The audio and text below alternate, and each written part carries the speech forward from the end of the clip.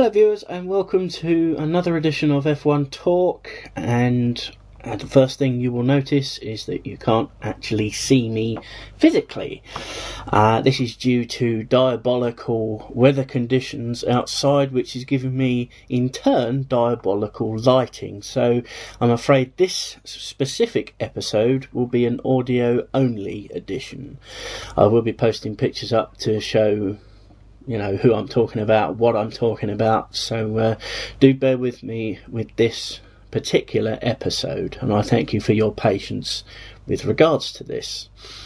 So I'll kick it off with some news, obviously from the world of Formula 1, and then I will give you my preview for this weekend's upcoming European Grand Prix at the Valencia street circuit.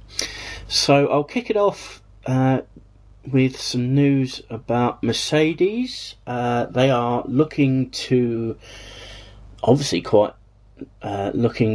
improve Michael Schumacher's reliability problems. He's finished 2 out of the 7 races we've had so far, and quite frankly, any driver that does have reliability problems like this, no matter who he is not going to enjoy his season. But this is a driver that has been the man in the past. He's also quite obviously had the complete opposite. He's had bulletproof cars in the past. It's a bit sad to see an F1 legend, and quite frankly Schumacher is a legend, there's no doubt about it, but it's sad to see someone of his status reduced to watching the race, absolutely every race. I mean, he scored 2 points this year, and that's why Mercedes are not, challenging for the constructors this year. Rosberg may well challenge for the Drivers' Championship, but he's got to win a few more before he's in the same league as a Vettel or as an Alonso or a Hamilton. So, they're looking to improve his reliability. And will they go too far the other way? Formula 1 cars in the past tended not to be as reliable as they are these days, mainly due to the fact that the engine development has been frozen for a few years now. We used to get the odd, engine blow every other Grand Prix. I have to say that now the races, we're lucky to get 2 or 3 retirements, which in some respects is very good. The reliability's gone up, but one of those drivers' reliability who is failing and has failed for 5 out of 7 races is Michael Schumacher. And if they can improve the speed of the car, and if they can improve his reliability, he's well up for winning races this season. We're still only about to start race 8 out of 20, so we're not even halfway through the season yet. I mean, anyone could put on a spurt for the championship with regards to how many races there are left. I mean, technically anyone can still win the championship, but you're going to be looking for your Hamiltons, your Alonsos, your Rosbergs and Vettels. They've got to be the main protagonists in this year's championship. So you're going to be looking to those men to be the forerunners. On to the next piece of news, which basically happened last weekend at the Le Mans 24-hour race. Now, I know this is not technically Formula 1, but it's about a former Formula 1 driver, Anthony Davidson, who drove for Honda a couple of times, and quite obviously Super Aguri full-time, broke 2 vertebrae in a tremendously horrific accident at Le Mans. The car flipped up in the air, and quite obviously when he landed, that's when it happened. I mean, a scary crash. After flipping up, he crashed into the barrier, and it was just awful. But he's okay. He tweeted, that's not how I actually wanted to finish the race, but our best my best wishes go to Anthony Davidson, and hope he gets back to racing as soon as he possibly can, because he's going to be out at least 3 months, maybe 6 months, and things like that take time. I mean, look at Alex Zanardi, former F1 driver. He lost both of his legs in an accident, and he's one of the best Paralympians in the world. I mean, he didn't let anything get him down, and he's continued to be a competitive motorsport driver with obviously modified controls. So it is possible. If you look at F1 drivers in terms of crashes and their performance after the crash, you look at David Coulthard in 2001, for example, when he survived a helicopter or a plane crash. I can't quite remember now, but he came back and almost won the championship. He was much more competitive after the accident than he was before the accident. It's that sort of lack of fear, so to speak, that I'm trying to talk about. And it nearly took Coulthard to the World Championship. The next piece of news is a rather interesting piece of news. Luca Di Montezemolo, the Ferrari boss, he actually called for cost cutting to be added to Formula One. Now, as you know, the Eurozone crisis can be felt all over the world. And, it's basically due to the recession in 2008 that began in 2008 and has obviously continued ever since. And, these companies that are in Formula One, we're talking motorsport companies, we're talking advertising companies. Every company in the world has lost money over the last 5-6 years or so. That's obvious, But to hear this news from the boss of Ferrari, probably one of the richest companies in the world, they bring out cars every year. They race in Formula One. They're one of the biggest brands in the world. And for them to call for cost cutting means that something is wrong in this world. And quite clearly, there obviously is. So, they've asked for cost cutting, and the news is that cost controls could be written into Formula One as early as next year.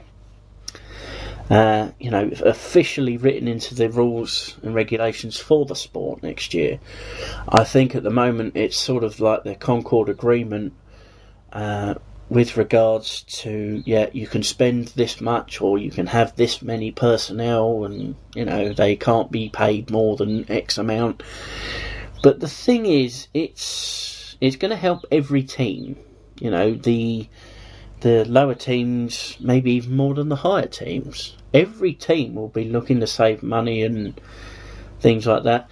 Ferrari and Red Bull left the Formula One Teams Association, FOTA, because of certain reasons, and other top teams believe that Red Bull have been breaking these rules anyway, which they obviously deny, which is fair enough. You would deny anything you're accused of, so that's what we've got going there.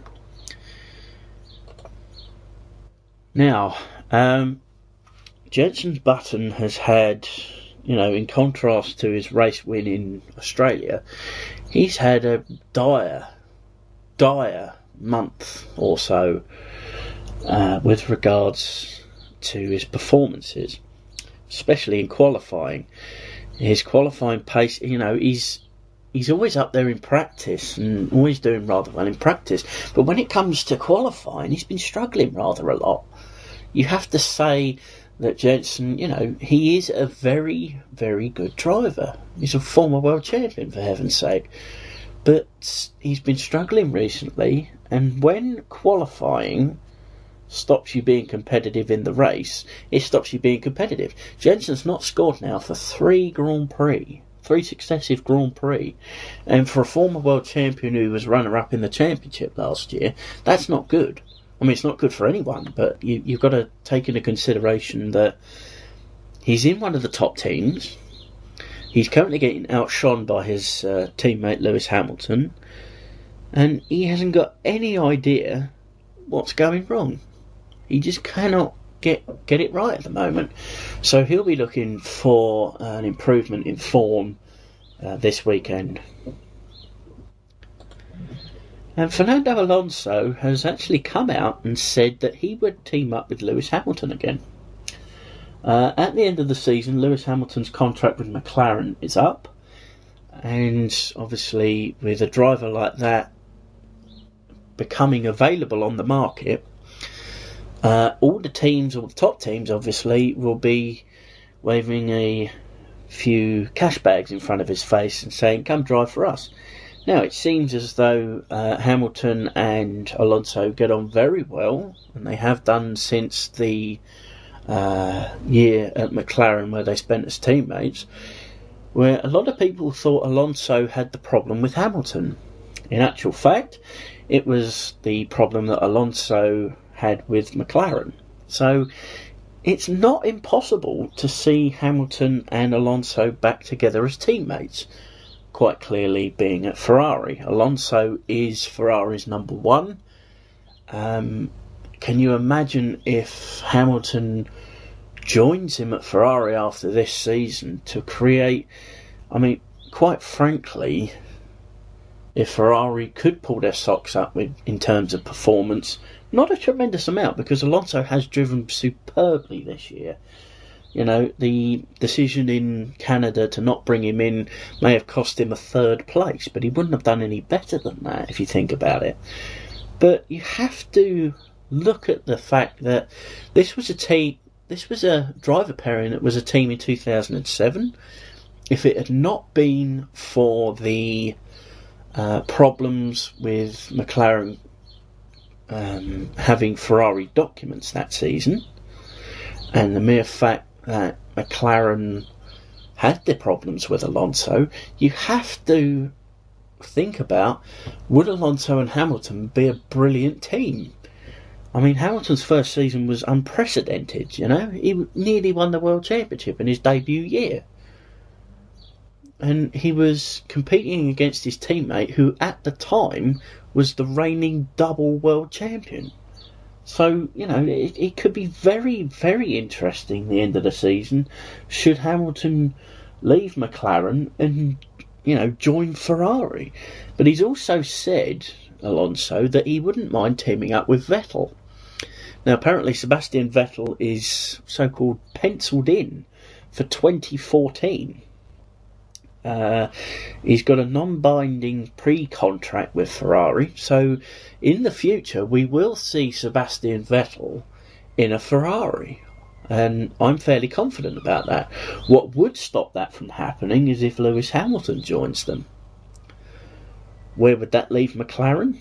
It's a very good question. So it's, you know, you've got to take into consideration, and I know I keep saying things like that, but would Hamilton get a fair shake at Ferrari? Because we know for a fact that Alonso is Ferrari's number one, and he has been since he joined the team. Felipe Massa is not the same Felipe Massa that finished runner-up to Hamilton in the championship in 2008. I've said that before in these videos. But will we see Alonso and Hamilton team up again? If we do, we will not see Vettel behind a Ferrari wheel. So on to the predictions for the European Grand Prix at Valencia. And, you know, I should be excited about the race. It's a Formula 1 race. I love Formula 1. Hence the reason I've, you know, opened up a channel, you know, dedicated to bringing you Formula 1 news, reviews, and, you know, thoughts and opinions and things like that. But this is a race that's live on the BBC, so I should be able to see the race from beginning to end. However, the European Grand Prix at Valencia is one of the most boring races on the calendar.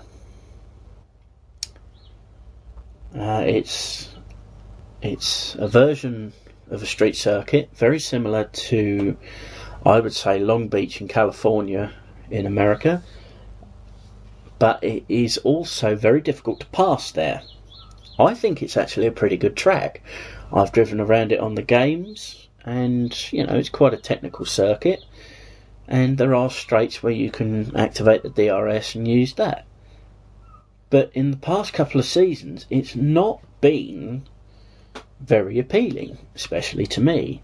We've not seen any overtaking, I don't think, last year. Well, we might have got 1 or 2 passes, but it was, let's just say, it wasn't the best Grand Prix of the season. In fact, it was one of the worst. You look at all of the new circuits that Herman Tilke has designed, and there's this one, there's Abu Dhabi, and Korea, and all 3 of those tracks don't have a lot of overtaking. And that's what Formula One needs. We thought we found a solution with the DRS, the drag reduction system. And tracks like this and Monaco, which is, I will put these in the same spec. I will put Singapore in that spec as well, spec of track. It's a street circuit. They're not designed to have overtaking, even though there are certain parts of the track that do allow overtaking, or that should allow overtaking. So, again, I'm not going to enjoy this Grand Prix as much as I will other Grand Prix that are still to come this year. I thought Canada was a fairly decent race, and, we will see better races than this year. The Monaco Grand Prix suited the Red Bulls, specifically Mark Webber, who obviously won that race. I will give you a prediction of Vettel for pole and Vettel for the win. It's a very difficult track. The Red Bulls are suited to the track. Can anyone stop them for a third successive year? Can anyone stop them from winning this year's European race? In my opinion, no. You're not going to see, tremendous amounts of overtaking, if any overtaking at all. I know I keep hammering that point home, but I have to. This is a race that isn't exciting, or put it this way, I don't think it will be.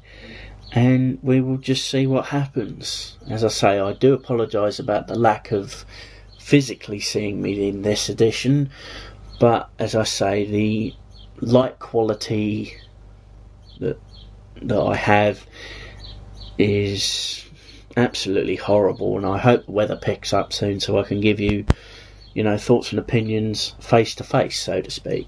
So I thank you for watching this particular edition of F1 Talk. I will give you a results, thoughts and opinions show after I've seen the Grand Prix. It'll probably be up either Monday or Tuesday sort of time of next week. So thanks for watching. Leave your comments in the comment box, suggestions and things like that, and I'll see you next time.